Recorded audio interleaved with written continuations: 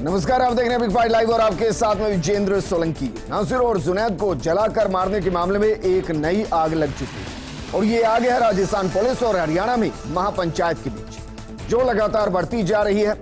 और इस आग के दायरे में जो नाम है वो नाम है मोहित उर्फ मोनू मानेसर, जो खुद को गोरक्षक कहता है और गोरक्षा के लिए चलने वाले संगठन का हिस्सा है। लेकिन सवाल इस बात को लेकर खड़ा है कि मोनू मानेसर इस हत्या में आरोपी है या नहीं है। मोनू ने खुद का वीडियो भी बनाकर डाला और 15 की रात जहां था वहां का सीसीटीवी फुटेज भी डाल दिया, ये बताने के लिए कि वह हत्या के वक्त मौके पर नहीं था। दूसरी तरफ शुरुआत से ही इस हत्या में मोनू मानेसर का नाम आया है। नासिर और जुनैद को सुपुर्द खाक कर दिया गया, लेकिन मामला जिंदा है। मोनू और अन्य आरोपियों को पकड़ने गई राजस्थान पुलिस पर आरोप है कि उसने एक आरोपी के घर में घुसकर उसकी 9 महीने की गर्भवती पुलिस को लात मारी, जिससे गर्भ गिर गया। तो राजस्थान पुलिस कह रही है कि कहानी पूरे तरीके से झूठी। आज हरियाणा में मोनू के समर्थन में पंचायत हुई और राजस्थान पुलिस को धमकी दी गई कि अगर वो मोनू को पकड़ने आई तो फिर अपने पैरों पर वापस नहीं जाएगी। हमारा सवाल यह है कि क्या हरियाणा पुलिस भी यही मानती है? क्या राजस्थान पुलिस को हरियाणा पुलिस का समर्थन नहीं होगा? जब आरोपी के घर राजस्थान पुलिस पहुंची होगी तो क्या हरियाणा पुलिस को जानकारी नहीं दी गई होगी, लोकल थाने को जानकारी नहीं दी गई होगी, या फिर राजस्थान पुलिस गई ही नहीं? क्या मोनू मानेसर आरोपी और गोरक्षक से आगे बढ़ते हुए अब सीधे तौर पर हिंदू मुस्लिम की सियासत का केंद्र बिंदु बन गया है? आज बात इसी मुद्दे पर कि क्या एक आरोपी पर 2 राज्यों की सरकार, 2 राज्यों की पुलिस टकराने की स्थिति में आ गई।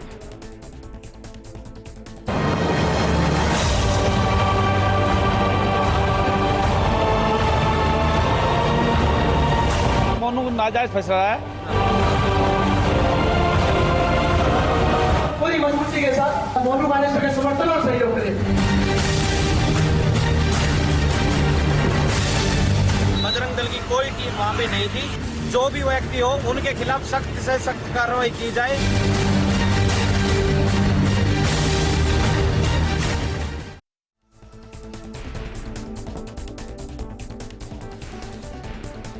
तो क्या वाकई में हत्याकांड के अंदर धर्म एंगल आ गया और एक आरोपी के चक्कर में 2 राज्यों की पुलिस, 2 राज्यों की सरकार आपस में टकराने की स्थिति में भी आ चली है?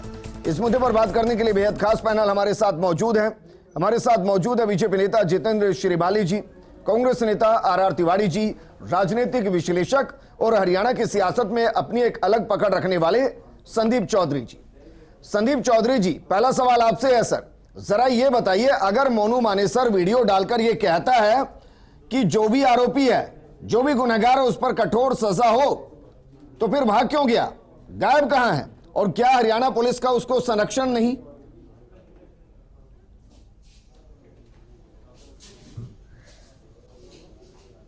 देखिए विजेंद्र जी, बिल्कुल जिस तरीके की चीजें सामने आ रही हैं उसमें कहीं ना कहीं कोई ना कोई कनेक्टिविटी है और ये चीज कह सकते हैं कि ये पुलिस की प्रोटेक्शन भी हो सकती है, पुलिस की मिली भगत भी हो सकती है। लेकिन मुझे लगता है थोड़ा हमें इंतजार करना चाहिए, चीजें दूध की तरह साफ हो जाएंगी। तो इसके लिए आपको थोड़ा वेट करना पड़ेगा। सर, लेकिन मुझे लगता है कानून आप भी जानते हैं और थोड़ा बहुत कानून हम लोग भी जानते हैं। जब कोई दूसरे राज्य की पुलिस किसी राज्य में कार्रवाई करने पहुंचती है तो जिस इलाके में कार्रवाई करने के लिए पहुंचती है वहां के लोकल थाने को सूचित किया जाता है, उनको साथ लेकर जाया जाता है। मेरा सवाल यह कि जो राजस्थान पुलिस पर आरोप लगाए जा रहे हैं कि वो एक आरोपी के घर में घुसी, 9 महीने की गर्भवती महिला को लात मारी, क्या उस दौरान वहां की लोकल पुलिस को समर्थन में नहीं लिया गया?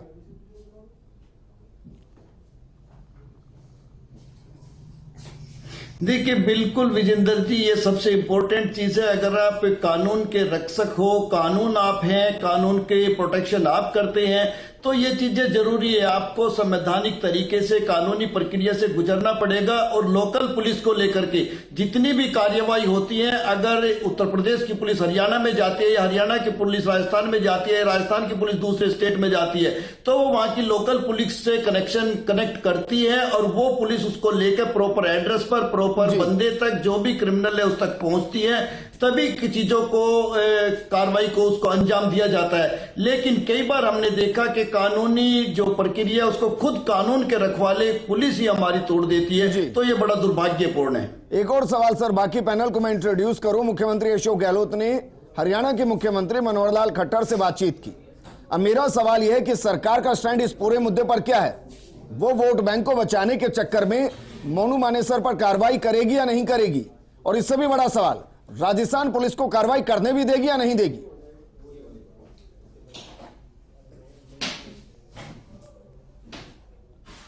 देखिए, जिस तरीके से दोनों मुख्यमंत्रियों के बीच में बातचीत हुई है, ये एक अच्छी बात है। लेकिन विजेंद्र जी, मैं राजनीतिक विश्लेषक के तौर पर ये चीजें कह सकता हूं कि हमारी राजनीति में हमेशा वोट का भी ध्यान रखा जाता है, कास्ट का भी ध्यान रखा जाता है। आपने ऐसा कई बार देखा, चाहे वसुंधरा जी का टाइम रहा हो, एक बड़े राजपूत समाज के क्रिमिनल थे, उनके ऊपर किस तरीके से राजनीति हुई, या हरियाणा में जिस तरीके से आपने संदीप गाडोली का मामला देखा था, उनका मुंबई में इनकाउंटर पुलिस ने किया था।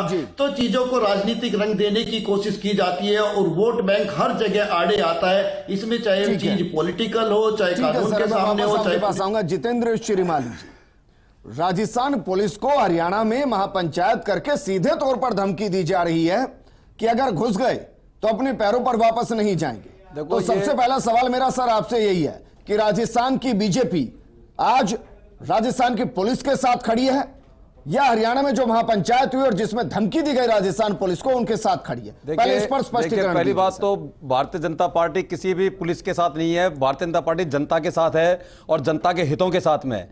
दूसरी बात बता दूं, इस प्रकार की स्थितियां पिछले 2-4 साल के अंदर हमने देखी। बंगाल में हमने देखा था, जब सीबीआई वहां कार्रवाई करने गई तो वहां पर तृणमूल की सरकार ने किस प्रकार से सीबीआई के अफसरों को पीटा। वहां तो आप तो कहने वाला धमकी दी, वहां तो पीटा उनको और पीट करके उनको वहां से भगाया। तो ये जो स्थितियां चलती है वो एक अच्छी स्थितियां नहीं है। सर, जनता के साथ है तो मैं मानूं कि नासिर और जुनैद आप भी के सुनिए, साथ आप हैं। अब आप भी सुनिए हकीकत, जी। वास्तविकता सुनिए कि जब जब राज्य सरकारें राजनीतिक रूप से अपना इस प्रकार से इस्तेमाल करती है पुलिस का, आप पुलिस के अपन बात कह रहे हैं कि पुलिस चाहे हरियाणा की पुलिस हो चाहे राजस्थान की पुलिस हो, पुलिस अपना काम कर रही है। परंतु पुलिस को काम करने नहीं देने वाले और करने देने वाले जो राजनेता हैं, और जिस प्रकार से सरकारें उन्होंने पुलिस को अपना टूल बना करके जिस प्रकार से राजनीति, आप ये देखिए जोधपुर के अंदर देखिए कि आपने उदयपुर के अंदर देखा, आपने जयपुर के अंदर देखा, आपने छपरा में देखा, आपने अलवर, जब आप सुनिए पुलिस को आपने केवल और केवल एक बहुसंख्यक समाज को बहुसंख्यक समाज के ऊपर अत्याचार करने का टूल बनाया। सर सुनिए ना, जिनको जला दिया गया, जिनको जला दिया गया, आप उनके साथ खड़े हैं, उनके परिवार के साथ, आप ये जिन पर आरोप है उनके साथ खड़े हैं। राजस्थान की आम जनता के साथ में जिस प्रकार से खिलवाड़ हो रहा है पिछले 4 साल के अंदर, और इस पुलिस को टूल बना करके बहुसंख्यक समाज के ऊपर अत्याचार किए जा रहे हैं, और राजस्थान की जनता देख रही है और राजस्थान की जनता माफ नहीं करेगी इस स्थिति को। हो गया सर, अब मैं सवाल कर रहा हूं, आप कह रहे हैं जनता के साथ खड़े हैं, तो मानो राजस्थान में सकता है कि हरियाणा पुलिस के साथ है? राजस्थान में बीजेपी राजनीतिक पार्टी है और जनता के लिए खड़ी रहती है, जनता के हितों के लिए खड़ी रहेगी। और जो अपराधी हैं,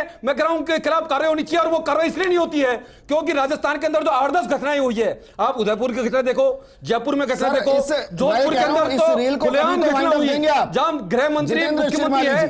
मैं आपसे क्या पूछ रहा हूं सर, किन अपराधियों के खिलाफ कार्रवाई हुई? पूछ रहा हूं तो ये जो ये सवाल कर रहा हूं बहुसंख्यक समाज पर आरोप लगे हैं, अत्याचार करने का, जिस पर आरोप लगे हैं मोनू मानेसर पर, सर मैं ये पूछ रहा हूं आपसे, क्या बीजेपी को टूल बना करके जितेंद्र श्रीमाली का परिणाम है ये? जितेंद्र श्रीमाली, ये जो वारदात हो रही है सर, टाइम पास करना है तो मैं प्रोग्राम क्लोज कर देता हूं।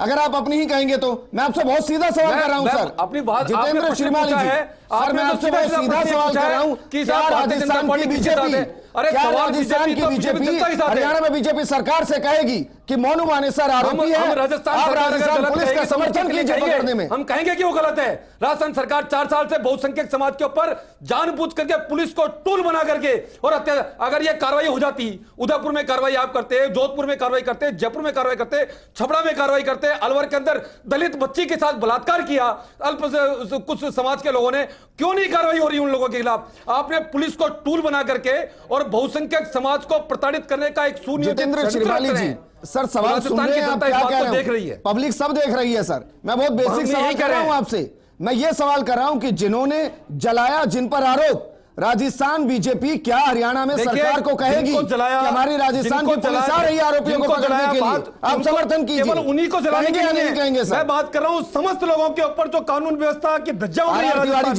राजस्थान में, जो धज्जियां उड़ रही है। अफसोस है कि मैं इस सवाल को बार-बार कर रहा हूं, लेकिन जितेंद्र श्रीमाली जी उस स्थिति में नहीं कि जवाब दे पाए।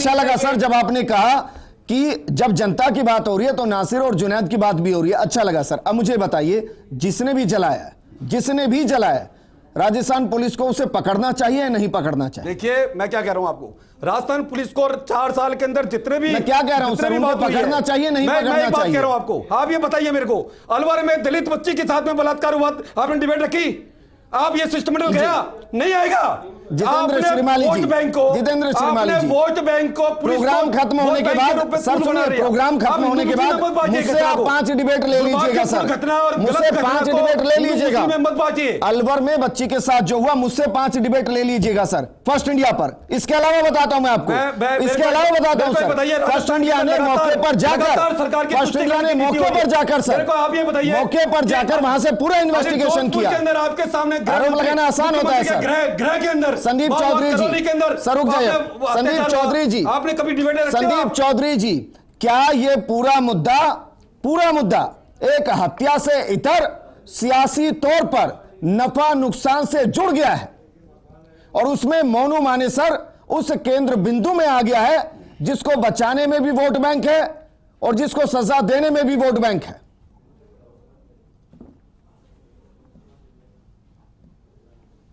बिल्कुल बिल्कुल विजेंद्र जी, मैं इस बात से सहमत हूं। ये एक राजनीतिक जंग हो गई है, 2 पार्टियों के बीच में, 2 सरकारों के बीच की जंग हो गई है। और विजेंद्र जी ऐसा पहली बार नहीं है, आपने देखा होगा कुछ समय पहले जो बग्गा है दिल्ली बीजेपी का नेता, उसने अरविंद केजरीवाल के खिलाफ कुछ बोला, पंजाब पुलिस ने केस दर्ज किया, पंजाब पुलिस लेकर उसको पंजाब जा रही थी, बीच में हरियाणा पुलिस ने रोककर उसको ले लिया। इसी तरीके से आपने देखा होगा अजय मिश्रा टैनी, उसके बेटे पर जब केस हुआ किसानों के ऊपर गाड़ी चढ़ाने का, उसको भी पार्टी ने बचाने की कोशिश की।